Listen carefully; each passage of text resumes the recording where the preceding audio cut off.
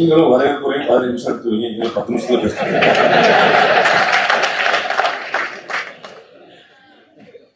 மேடை அலங்கரித்துக் கொண்டிருக்கக்கூடிய பெருமக்கள் அனைவருக்கும் வணக்கம். நமக்கு தெரியும் நடுவில் உட்கார்ந்து இருக்கிறது யார் அப்படின்னு. அதனால எல்லாரும் ஃபுல் அட்டெண்டன்ஸ் போட்டு நானும் வந்துட்டேன் சார் கவனிச்சிங்களா, அந்த கடைசி 7ஆம் வருஷம் போனதில் நான் பச்சை போட்டுருந்தேன். இடது பக்கம் இருக்கிறவர் வந்து பாத்திரி போலீஸ் ஆஃபீஸர், நமக்கு பழக்கம். அவர் வந்து தனக்கு தானே சவுக்கடி கொடுப்பார் நினைத்து பல பேருக்கு சாட்டடி கொடுத்தவர்.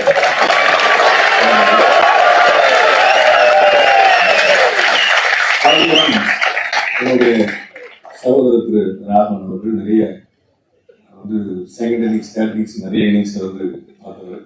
அதுபோல எங்க அக்கா பொறுமையின் சிகரம் வானதி அக்கா அவர்கள், என் கடன் பணி செய்து கிடப்பதை நினைக்கக்கூடிய அருமை தம்பி சகோதரர் மாநில செயலர் சி சூர்யா அவர்கள், நிறைய ஆச்சரியமான என்னுடைய டாக்டர் காயத்ரி அவர்கள் சொன்னது போல நிறைய உலக அரசியலை, இந்திய அரசியலை கரைத்து குடித்து அதை வந்து லாபகமாக கேப்சூல் பண்ணி எல்லோருக்கும் கொடுக்கக்கூடிய அண்ணன் கோலாதாசர் ஸ்ரீனிவாசன் மேடையில் இருக்காங்கன்னா, மேடையில் இருக்கக்கூடிய இந்த பெருமக்கள் எப்படின்னா மேடையில தானே சிறப்பு விருந்தினராக இருக்கக்கூடிய அளவுக்கு தகுதி வாய்ந்த தலைவர்கள்லாம் வந்து முன்வரிசையில் உட்கார்ந்துருக்காங்க. இன்னொரு பெரிய ஆச்சரியம் வந்து சில இடங்களில் மட்டுமே சாத்தியமுடைய அண்ணன் தர்ம போராளி திரு ஹெச்ராஜா அவர்கள், அதுபோல 3வது வருஷத்துல ஓரமா ஒரு காரியகர்த்தாவை உட்கார்ந்து இருக்கக்கூடிய கேசவ நாயகம் அவர்கள், சட்டமன்ற குழு தலைவர் திரு என்ஆர் மகேந்திரன் அவர்கள், இதுபோல வந்து மூத்த ஐஏஎஸ் ஆஃபீஸர் திரு ராஜாராம் அவர்கள், நிறைய பேர் என்ன சொல்லிட்டே போல இருக்காங்க. அண்டை அவர்கள் இருக்காங்க. வந்து எல்லாருக்கும் வழிகாட்டியா எம்ஜிஆர் காலத்திலே அமைச்சராக இருந்த அத்தனை பெருமக்கள், இப்படி பெரிய பெரிய பெருமக்கள் அவர்கள் எல்லாருமே ஒரு நிகழ்ச்சிக்கான சிறப்பு விருந்தினர்கள் அவர்கள்லாம் வரிசையில் உட்கார்ந்து இருக்காங்கன்னு அதெல்லாம் வந்து ரொம்ப ஆச்சரியமான விஷயம். இந்த இடத்துல மட்டுமே சார் 416 பக்கம் இந்த புத்தகம். இதற்கான முன்னுரையே சகோதரர் எஜிஸ்டா 2022 எழுதுறாரு.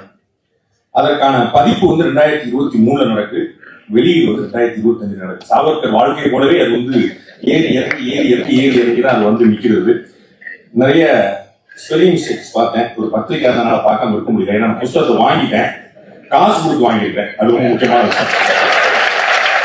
காசு கொடுத்து வாங்கினதுனால அந்த புத்தகத்தை வந்து முழுசா பார்க்கும்போது பத்திரிகையாளருக்கு முதல்ல வந்து எங்களுக்கு சொல்லி தருவாங்க.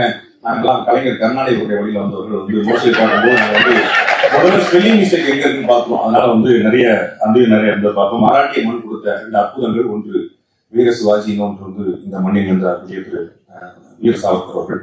சுதந்திர காலத்துல சுவாசிச்ச ஒரு சில தியாகிகள்ல ரொம்ப முக்கியமானது. அண்ட் தன்னை எந்த வரைக்கும் முன்னிலைப்படுத்தாம தன்னுடைய 82 வயசு வரைக்கும் இது வந்து 1966 போறார். நிறைய பேருக்கு நம்ம சின்ன வயசுலயே அரசியல் இறங்கிட்டாங்க. 12 வயசு, 13 வயசு, 14 வயசு, 15 வயசுலாம் போட்டிருப்போம். உண்மையிலே திரு வீர சாவர்கர் வந்து 15 வயசுலேயே அவர் சுதந்திர போராட்டத்தை ஆரம்பிச்சிட்டாங்க பாக்குறோம். காந்தி மாதிரியே அவரும் ஒரு பேரிஸ்டரா இருந்திருக்காருன்னு பாக்குறோம். ஆனா காந்திக்கான புகழ் வெளிச்சம் அவருக்கு கிடைக்கலங்கிறத பாக்குறோம்.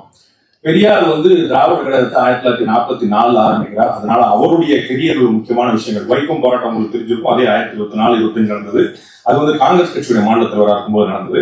அதே நடந்ததான் டாக்டர் காயத்ரி குறிப்பிட்டது போல இன்றைக்கு திராவிட இயக்கங்கள் குறிப்பிடக்கூடிய அத்தனை சமூக நீதி, கலப்பு திருமணம், ஆலய பிரவேசம் எல்லாத்தையுமே 1924 அதாவது பெரியார் திராவிட கழகம் ஆரம்பிக்கிறது 20 வருடங்களுக்கு முன்னாலே செய்திருக்கிறார்.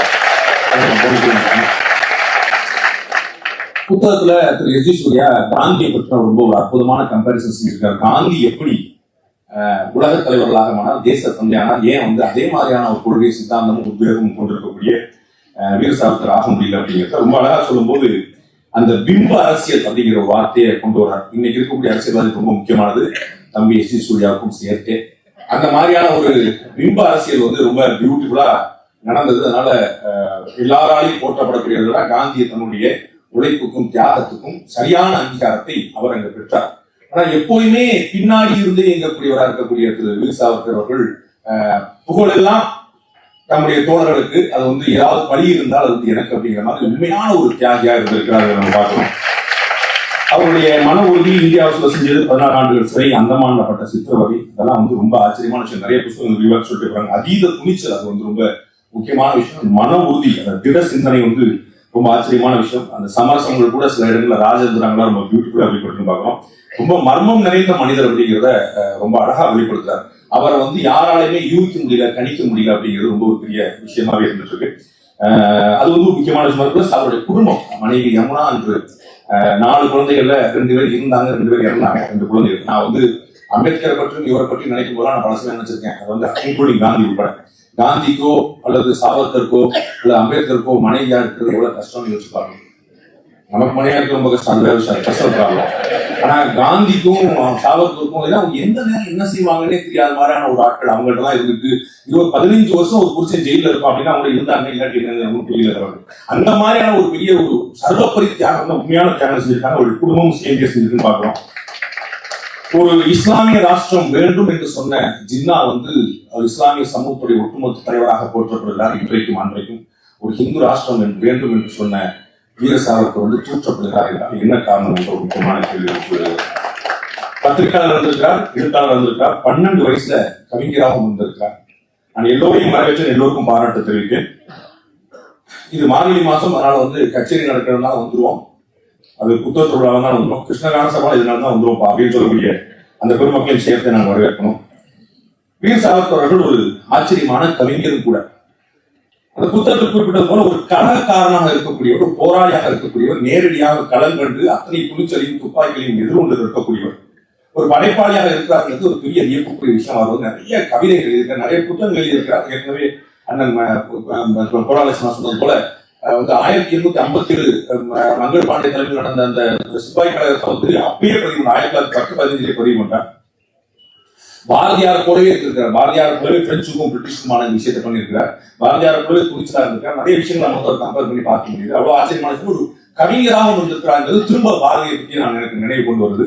ஆச்சரியமான கவிதை. அது வந்து ஒரே ஒரு கவிதை மட்டும் நான் வந்து எனக்கு தெரிய வெற்றி. அவர் வந்து மராத்தியில் அவர் எழுதின கவிதை. அது வந்து ஆங்கிலத்துக்கு மொழிபெயர்க்கப்பட்டு ஆங்கிலத்திலிருந்து அடியினுடைய சிற்றர்களை நான் தமிழுக்கு மொழிபெயர்க்க முயற்சி பண்ணேன். எனக்கு வந்து பெருசா ஈர்த்தது அவருடைய கவிதை. இப்படி ஒரு போராளியால 24 மரணத்தின் வாயில் இருக்கக்கூடிய ஒருத்தனால வந்து கவிதை எழுத முடியுமாங்கிறது ஒரு பெரிய ஆச்சரியம். அவர் லண்டன்ல இருக்கிறார். அவர் வந்து வெளிநாடுகளில் அவர் இருக்கும்போது தாய் மண் அவரை இருக்கிறது. அப்ப வந்து அந்த கடல் வந்து கண் முன்னாடி தெரிகிறது. அந்த கண் முன்னாடி தெரியும் கடல் முன்னாக தன்னுடைய பொருள் இருக்கிறார். சாகரா அப்படிங்கிற அந்த கவிதைக்கு பேர் ஓ ocean, take me back to my motherland, my soul in tormented. Oh ocean, I am pining for her அப்படின்னு அந்த கவிதை தூங்குறது ஆங்கிலத்தில். அது தமிழ்ல முயற்சி பண்ணியிருக்கிறேன். ஓ சமுத்திரமே, மீண்டும் என்னை என் தாய் நாட்டிற்கு அழைத்துச் என் ஆன்மா அடைவாகிறது. உன்னை எப்போதும் பார்த்திருக்கிறேன். என் தாயின் பாதங்களை தழுவியவள் இன்று என்னை அந்நிய நாட்டுக்கு அடித்து வந்து விட்டாய். இயற்கையின் பன்முகம் அறிய அழைத்து வந்து விட்டாய். என் தாயின் இதயம் வேதனையால் விமுறை அறிந்ததும் நீ என்னை அழைத்து வருவதாக அவளுக்கு உறுதியளித்தாய். நான் நம்பிக்கையோடு இருந்தேன். உலக அனுபவம் அவளது சேவைக்கு உதவும் என நினைத்திருந்தேன். விரைவில் திரும்புவேன் என்றே அவளிடம் விடைபெற்றேன். ஓ பெருங்கடலே, இப்போது நான் தாய்நாட்டிற்காக துடிக்கிறேன். மான்குட்டியை சிக்கவிட்ட வலை போல நீ தந்த வாக்குறுதி என்னை ஏமாற்று. இந்த பிரிவை நீ என்னால் தாங்க முடியாது. இரவற்ற இருள் என்பதால் என்னால் தூங்க முடியாது. அறப்பூக்களை அடுக்கி வைத்திருந்தேன், அவற்றின் வாசம் தாய் மண்ணுக்கும் நறுமணம் தரும் என்ற நம்பிக்கையில் அன்னைக்கு பலன் தராத அறிவோ அறமோ இருந்தன இறந்தன. என் மண்ணில் முளைத்த மாம்பழம், அந்த தோட்டத்தில் பூத்த பூக்கள், செடிகள், கொடிகள், நடுவிலே பூக்களின் ராஜாக்கள் ரோஜாக்களை இழந்து தருகிறேன். ஓ இந்திய பெருங்கடலே, நான் தாய்க்காக ஏங்குகிறேன். என்னை மீண்டும் அவரிடம் அழைத்துச் செல். நான் தாய்க்காக ஏங்குகிறேன். துல்லியமாக தினசரி நடப்பு நிகழ்வுகளையும் கல்வி, விளையாட்டு, அரசியல், வாழ்க்கை முறை, மருத்துவம், தொழில்துறை, சினிமா, பொழுதுபோக்கு போன்ற பல்வேறு நிகழ்ச்சிகளையும் உடனுக்குடன் காண கேப்டன் டிவி மற்றும் கேப்டன் நியூஸ் சமூக வலைத்தள பக்கங்களோடு இணைந்திருங்கள். உங்கள் வணிகத்தை கேப்டன் டிவி மற்றும் கேப்டன் நியூஸில் விளம்பரத்தின் மூலம் மேம்படுத்த விருப்பமா? உடனே கீழே கொடுக்கப்படும் எண்ணிற்கு தொடர்பு கொள்ளுங்கள்.